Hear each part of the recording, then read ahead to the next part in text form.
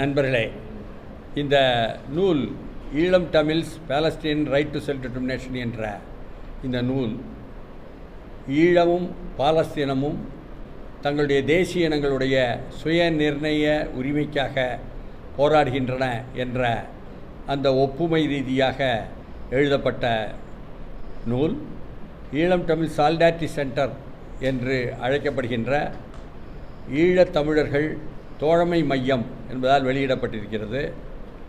இந்த நூல் உலக சமூக மாமன்றம் வேர்ல்டு சோஷியல் ஃபாரம் என்று அழைக்கப்படக்கூடிய உலகமயமாக்கலுக்கு எதிரான உலகம் தழுவிய ரீதியிலான அனைத்து கட்சி சார்பற்ற இயக்கங்களும் ஒன்று கூடல் என்று ஒன்று 2001 உலக சமூக மாமன்றம் என்ற பெயரில் உலகமயமாக்கல், தனியார்மயமாக்கல், தாராளமயமாக்கலுக்கு எதிராக ஒரு இயக்கமாக நடந்து கொண்டிருக்கக்கூடிய அந்த இயக்கத்தினுடைய 2024 ஆண்டினுடைய நேபாளில் அதனுடைய தலைநகர் காத்மண்டில் நடந்த நிகழ்வில் கருத்தரங்கு மூலமாகவும், அதேபோல் இந்திய சமூக மாமன்றத்தினுடைய பாட்னாவில் நடந்த நிகழ்வில் கருத்தரங்கு ஒன்றை ஒழுங்கு செய்து அதன் மூலமாகவும் வெளியிடப்பட்டது.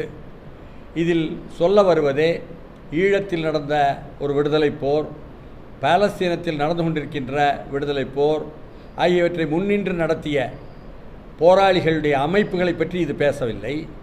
இந்த புத்தகம் அடிப்படையில் எப்படி இரண்டும் தேசிய இன போராட்டம் என்பதையும், அந்த தேசிய இனத்தினுடைய இனங்களுடைய சுய நிர்ணய உரிமை என்பது அடிப்படையானது என்பதை பற்றியும், இன்னமும் சொல்லப்போனால் அதனுடைய தொடக்கத்திலேயே ஐக்கிய நாட்டு சபையினுடைய பொது கவுன்சிலால், பொதுச்சபையால் கூட அங்கீகரிக்கப்பட்ட ஒரு சுயநிர்ணய உரிமைக்கான போர்தான் என்பதையும் சுட்டிக்காட்டுகிறது.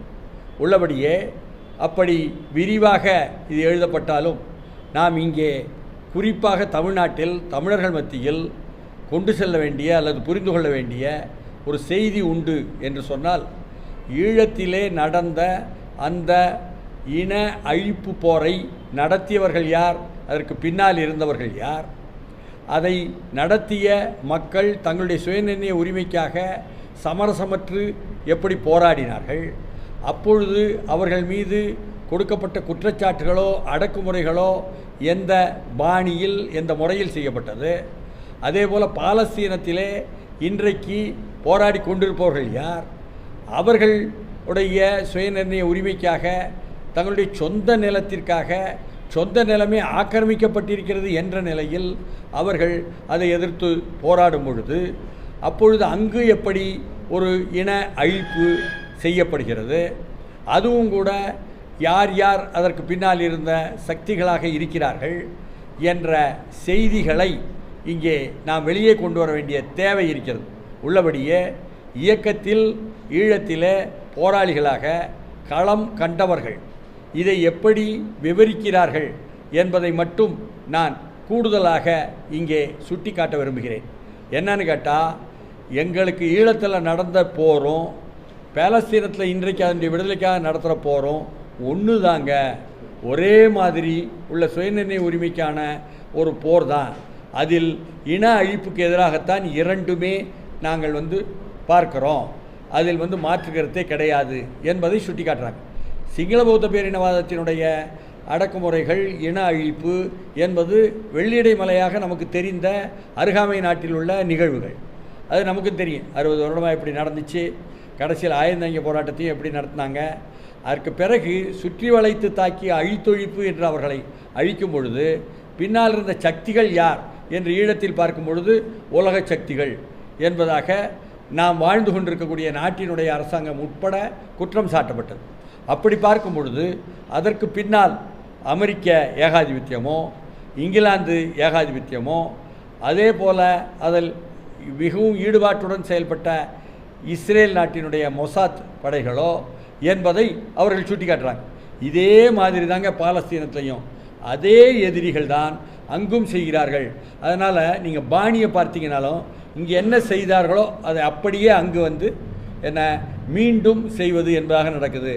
உதாரணமாக இங்கு போராடிய போராளி குழுவை, தமிழீழ விடுதலை புலிகளை பயங்கரவாதிகள் என்பதாக உத்தரவிட்டாங்க. அதற்கு பிறகு அங்கு பார்த்தீங்கன்னா அங்கு களத்தில் நின்று காசாவில் தேர்தல் மூலமும் தேர்ந்தெடுக்கப்பட்டு அதற்கு பிறகு ஆழமான நிலத்திற்கு அடியிலேயே பல்வேறு நகரத்தை உருவாக்கும் அளவுக்கு சுரங்கங்கள் தோண்டி போரை புதிய வகையில் நடத்தி கொண்டிருக்கக்கூடிய ஹமாஸை பயங்கரவாதிகள் என்று முத்திரை குத்துறாங்க. அப்போ யார் சமரசமற்று போராட வருகிறார்களோ அவர்களை பயங்கரவாதி என்று முத்திரை குத்துவது ஒரே இடத்திலிருந்து வரக்கூடிய ஒரே முழக்கம்தான் என்பதை அவங்க சுட்டி காட்டுறாங்க. அது மட்டுமல்லாமல் அதையும் தாண்டி இங்கே என்ன சொன்னாங்க, இங்கே நமக்கு தெரியும் மன்னாரிலிருந்து அவன் மேலே இருந்து கெஃபீரில் போடுறான் குண்டை, அங்கேருந்து ஓடியாராங்க, யாழ்ப்பாணத்திலேருந்து ஓடியாராங்க, எல்லாருமே அங்கே வந்து கிளிநொச்சிக்கு வராங்க. கிளிநொச்சிக்கு வந்த பிறகு அவர்களும் நின்று கொண்டு போராடி கொண்டிருக்கக்கூடிய போராளிகளை என்ன சொன்னாங்க, கேடயமாக தமிழ் மக்களை அப்பாவி மக்களை பயன்படுத்தினாய் என்பதுதான் இங்கு கொடுக்கப்பட்ட முத்திரை. அங்கும் கூட காசாவில் அதே போல கேடயமாக மக்களை பயன்படுத்துகிறார்கள் என்பதுதான் ஹமாஸ் மீது முத்திரை. ஒரே இடத்திலிருந்து வருது, ஒரே சக்திகளிலிருந்து வருது, உலக ரீதியாக ஆதிக்கம் செலுத்தும் சக்திகளிடமிருந்து ஒரே விதமான அணுகுமுறை தான் வருது, ஒரே வார்த்தைகள், ஒரே மொழி. இதன் மூலம்தான் அவர்கள் வந்து அணுகுகிறார்கள் சுயநிர்ணய உரிமை போராட்டத்தை. அதையும் தாண்டி அடுத்து பார்த்தீங்கன்னு சொன்னால் இங்கே என்ன செஞ்சாங்க, கிளிநொச்சியிலிருந்து முல்லைத்தீவுக்கு அவர்கள் தள்ளப்படுகிறார்கள்.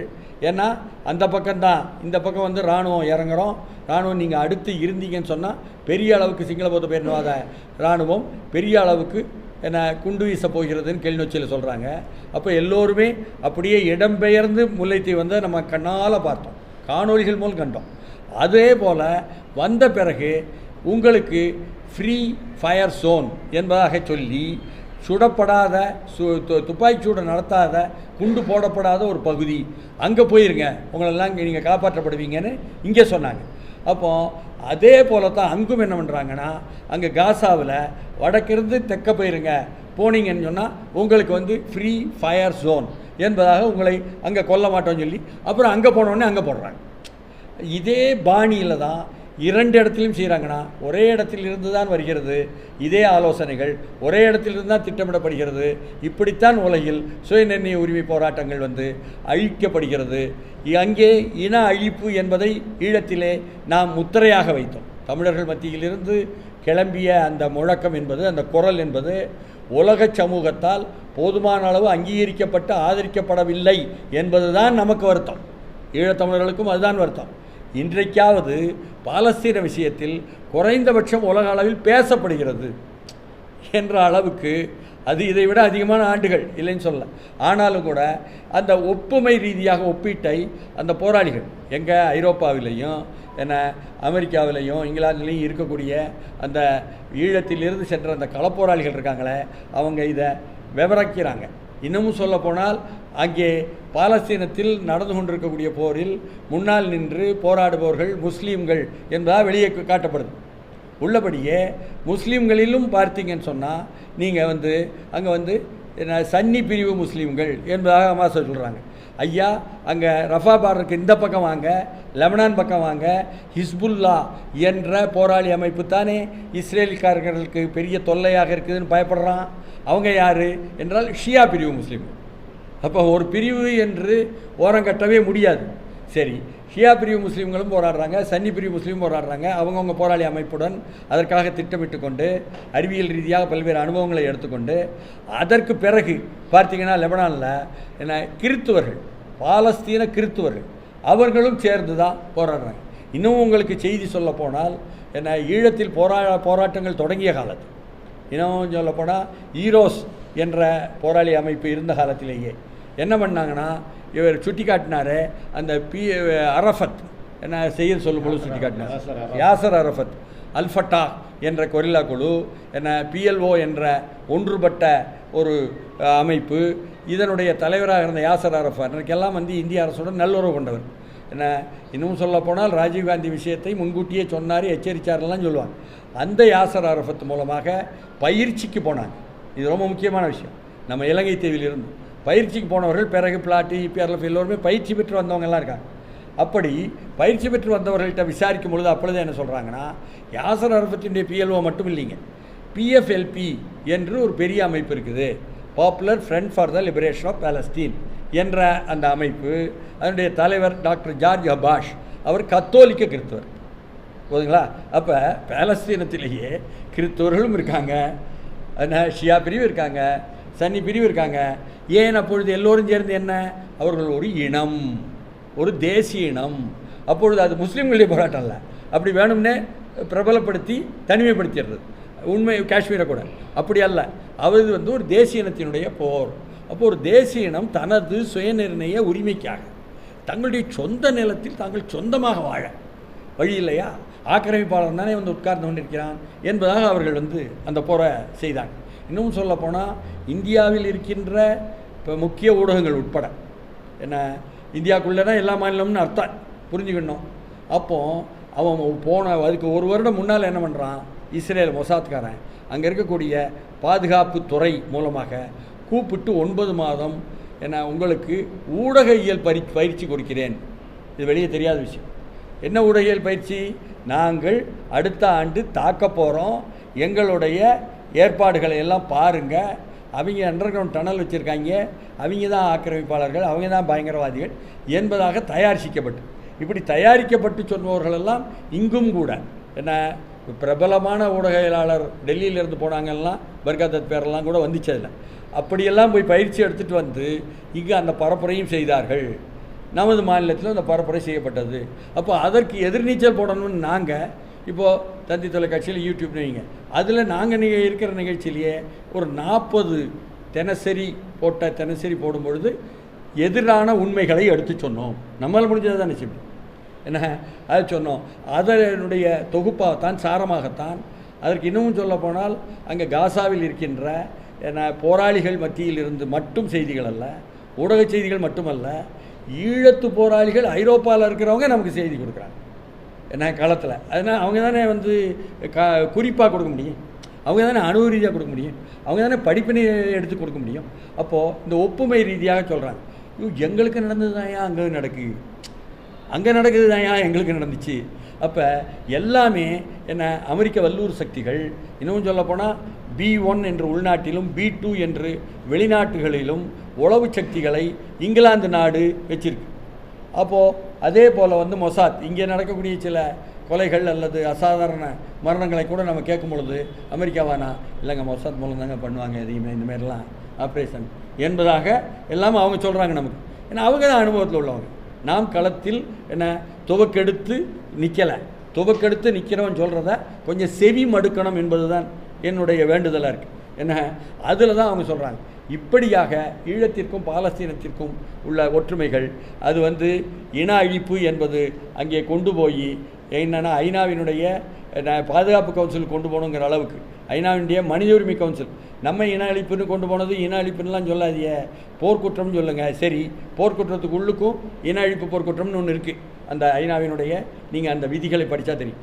அப்போ அதையாவது என்ன மோசமான அமெரிக்காவது கொண்டாடுறான் வேறு காரணத்துக்காக, சீனாவினுடைய செல்வாக்கு இருக்குதுன்னு இலங்கையில், அதற்காக அது ஐநாவில் வருது. சரி, குறைஞ்சபட்சமாவது ராஜபக்சே போர்க்குற்றத்திலேயாவது தண்டிக்க மாட்டாங்களா என்பதெல்லாம் இங்கே வேண்டிடும். என்ன அது கூட நடக்க விடாமல் நீர்த்து போக வச்சுட்டாங்க என்பது அவர்களுடைய என்ன திட்டம். அது செய்துட்டாங்கன்னு வைங்களேன்.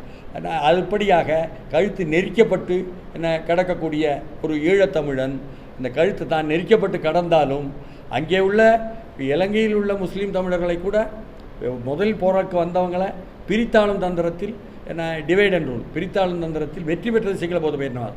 ஆனால் தமிழ்நாட்டில் இருக்கின்ற முஸ்லீம் தமிழர்கள் அல்லது அமைப்புகள், முஸ்லீம் அமைப்புகள் எல்லோரும் எங்களுடன் சென்னையிலெல்லாம் களத்தில் இறங்கி ஆயிரக்கணக்காக யார் அதிகமாக திரட்டுவாங்கன்னா எல்லாரும் குடிகளோடு வந்திருக்கமோ.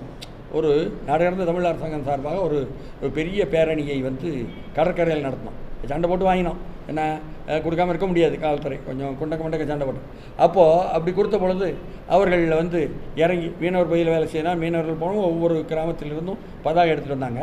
அங்கே நடந்து கொண்டிருக்கும் பொழுது ஈழத்து போர்.